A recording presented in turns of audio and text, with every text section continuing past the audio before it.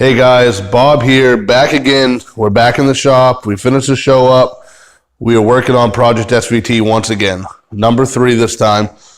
This time we're going to put the motor back together a little bit. So we're going to do the complete bottom end assembly here. We've got brand new main and rod bearings from Sealed Power. We've got our old crank, our old caps. We're going to put it together. So what we're going to do first is make sure that everything looks good inside here.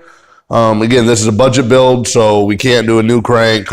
We don't have money for rods or pistons or anything like that. So we're just kind of going to throw it together with the old stuff. We have some plastic gauge here so we can check clearances. Always plastic gauge stuff when you're putting it back together. Clearances, main and rod bearings, you want them 1 to 2 thousandths. Normally, this engine we're hoping is going to run a little bit looser. We are really going to turn it up a little bit. So a loose clearance kind of runs a little bit better. So we're hoping to be closer to that 2 thousandths tolerance on all these, and we'll check that. So we'll put the plastic gauge in. We'll show you what we're doing. We got our torque wrench here, our assembly lube for when we're all done, and we're going to go ahead and put this thing together. So next thing you'll see is we're going to be going on the engine block. So I'm going to drop in the bearings. So the main bearings are going to have the hole lined up with the hole in the block. That'll allow the oil to get into that channel and travel around to the caps. You're also going to have a thrust bearing on all motors. The thrust bearing on this one's number 3. We'll show you how it doesn't fit here on number 4. Clean off number 3 and it'll go right down in there. Put the regular bearing back in number 4. Then we're going to go to the rods. The rod bearings are all the same. Just make sure on all these bearings the tabs are lined up in the right spot. So the bearings are all in now. We're going to grab the crank. We're going to set it down in. We're going to line up the connecting rods as well as the main bearings. Then we're going to go ahead and put the plastic gauge on top of it.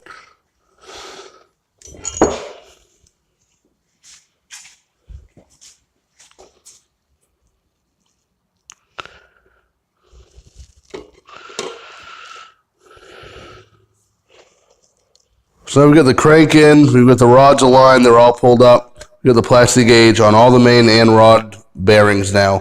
So we're going to put the bearings in the caps, the new bearings. We can go ahead and set the caps down on. Then we'll tighten these to spec. Spec on these is a 2-stage spec.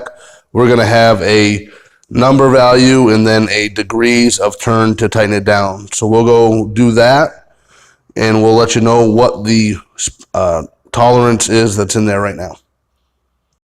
So now the caps are going down on. Make sure you don't drop off the plastic gauge so you can see it when you pull the cap off. You don't want to spin the motor when you have the plastic gauge in there. It'll disrupt your readings. We go in a spiral motion, just get them all finger tight, and then we're going to torque them down and check the plastic gauge. So now the plastic gauge, you can see, is expanded under the tension of the bolts.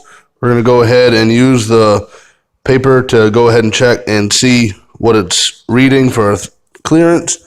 To do that, you just hold the paper up to the bearing and see how wide the plastic gauge is. As we can see here, it's just under, looks like 2,000. It's just a little bit wider than 2 thousandths.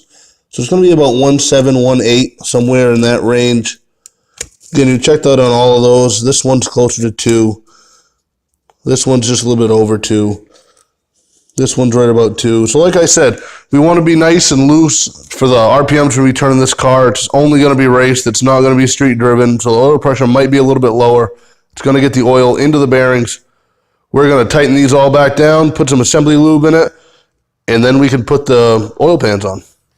We're going to start torquing down our main caps, spiral pattern, 25 Newton meters, as we said, 2-stage, 25 all the way around, spiral, then go 60 degrees on the spiral all the way around. Then we're going to go to our rod caps. That is going to be 35 Newton meters and then 90 degrees on the second stage. All right, guys, so thanks for following along as we built this bottom end of the motor. The only thing we have left to do on the bottom end now is put the oil pan on.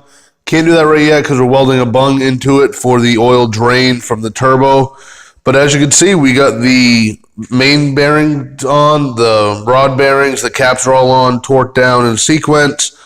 We put on the upper oil pan housing, the windage tray, as most people refer to it. We've got on the coolant housing on the front of the block. We've got the timing gear on the front. We've got the oil cooler back with the oil filter gaskets. And now we're going to go ahead. We put the rear main on, the oil pump, all that stuff. Oil pump pickup is here. So now we just have to put the oil pan back on it. Like I said, we'll flip it over. We'll get our new Felpro gasket and head bolts, and We'll put the top end back down on this as soon as we get the head back from the machine shop. We dropped that off yesterday just to have it checked out, make sure everything is sealed up nice and tight with the amount of boost we're going to put in this thing. So just the factory, check on the head, make sure everything's good. We are kind of still unsure why this thing was taken apart when we got it. So we're hoping to rule out all those scenarios. Thank you for watching and have a good day. We'll see you back again in the next episode of Project 2K Build.